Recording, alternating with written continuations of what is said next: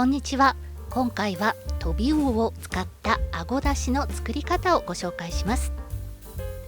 あごだしのあごとはトビウオの九州や日本海側で呼ばれている別名のことです。由来はあごが落ちるほど美味しいとか、食べるときに硬くてあごをよく使うからなど諸説いろいろあるようです。胸びれを広げて飛翔することから縁起物として祝い事、お正月、お祭りなど特別な日にも用いられてきました。確かに最近あごだしはだしの中でも高級だしとして人気が高いですよね。あご煮干しのパッケージにもこうしてしっかり高級だしと書いてあります。あごだしで使うトビウオの他の種類には焼きあごと燻製があります。それらを使うと焼いた香りや燻製のコクなどそれぞれ違う風味を楽しめます。その3つの中で一番すっきりと透明感のある澄んだ出汁になるのは今回使うあご煮干しです。トビウオは日本だけでも30種以上いると言われているので、種類や産地でも煮干しの大きさは違いますが、しっかり出汁は取れるので大きさが揃っていなくても大丈夫です。そして頭を取り割って使うので欠けていても問題ありません。トビウオは何百メートルも滑空するためにこうした立派な胸びれを持っています。ただ煮干しになった後もこの立派な胸びれとてもしっかりしているので、扱う際には手などに刺さったりしないようにご注意ください。今回1リットルの水に対して頭を取ったあご煮干しを約 40g ほど使ってあごだしを取ります。他でもっと少ない量のあご煮干しで作るレシピなんかも見るのですが、やはりしっかりあごだしを味わうにはこれくらいの量はあった方がいいんじゃないかなと思います。頭はこうして手で簡単に取ることができます。臭みを取るために煮干しの頭を取るとよく言いますが、実は頭全体のことではなく、毛細血管が集中しているエラが臭みや濁りの原因になります。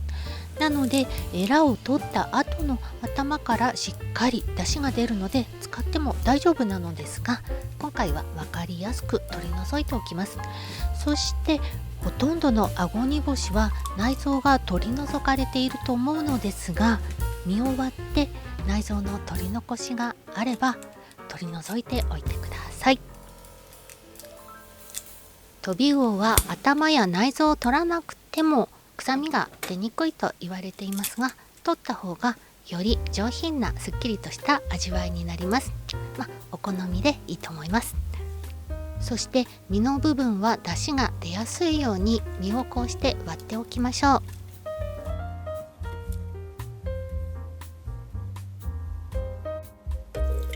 水は1リットル用意してください。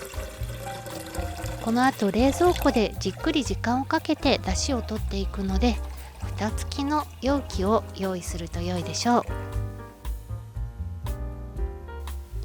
水の中にあご煮干しを入れていきます。この時に水から煮干しがあまり飛び出てしまうようであれば、水の中に入る大きさに折って入れてください。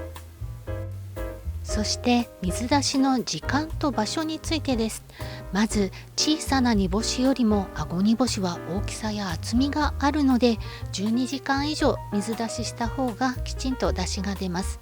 しかし私が何度か試したところ20時間以上つけ置いておいても味の濃さにはほとんど変化がなかったので、水出しのつけ置き時間は12時間から20時間を目安にするといいかもしれません。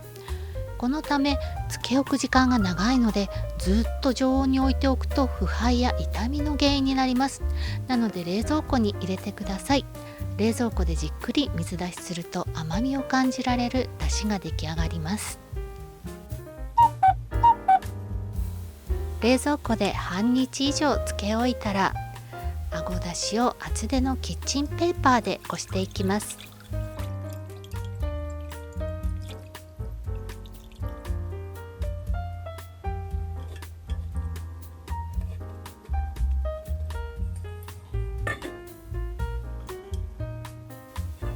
透明感のある澄んだ綺麗な出汁が出来上がりました。私はあごだしはこの水出し方式が一番美味しいんじゃないかなと思うんですけれども、他のレシピでよくこの後煮出しをする方法がありますよね。で、ちょっと今回その煮出しをして水出しと比較をしていきたいと思います。水出しだけでも十分に出汁は取れますが、さらに濃く強く味を出したいという場合にはこうして鍋で煮出します。その場合、火にかけアクが出てきたらアクを取り、沸騰直前で火を止めます。臭みの原因になってしまうので沸騰させないように気をつけてください。火を止めて20分から30分ほど経過したらこれをこしていきます。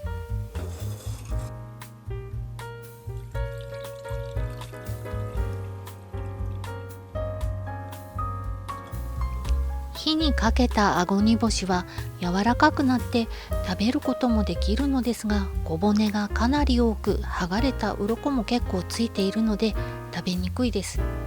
捨てるのがもったいないななんて気もしてしまうのですが、出汁もできっていて味もほとんどありません。でももしも食べる場合には食べれる身の部分をそのまま食べたり、または軽くフライパンでいってふりかけにするのが良いです。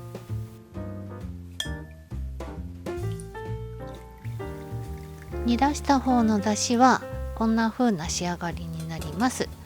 ちょっとね、水出しと比べて少し濁りがあるのが分かりますでしょうか。水出ししたあごだしと煮出したあごだしを並べてみると、右側の煮出したあごだしの方が濃く色が出ているのがわかると思います。ちょっと別のところで見比べてみると、透明度、濁りの具合の違いがわかるかなと思います。右側の煮出したあごだしはちょっと若干濁りがあるんですけれども、左側の水出しのあごだしは透明で澄んだ綺麗なクリアなものになってます。煮出すと味は濃くなりますが、魚臭さも増してしまいます。その臭みのせいなのか、水出しで感じられる甘みが煮出した方には感じられません。これ結構私的には残念だなと思うので、そうした理由から私は煮出さずに冷蔵庫でじっくり水出しする方法をおすすめします。あごだしはだしの中でも高級品の位置づけです。うどんやそば、ラーメンなどの汁物として人気が高いですが、すっきりとした上品なこのだしはいろいろな料理に合います。私のおすすめはだし巻き卵です。自家製の美味しいあごだしをたっぷり入れただし巻き卵は本当にとっても美味しいです。ぜひ試してみてください。そしてチャンネル登録をしていただけると嬉しいです。それではご視聴ありがとうございました。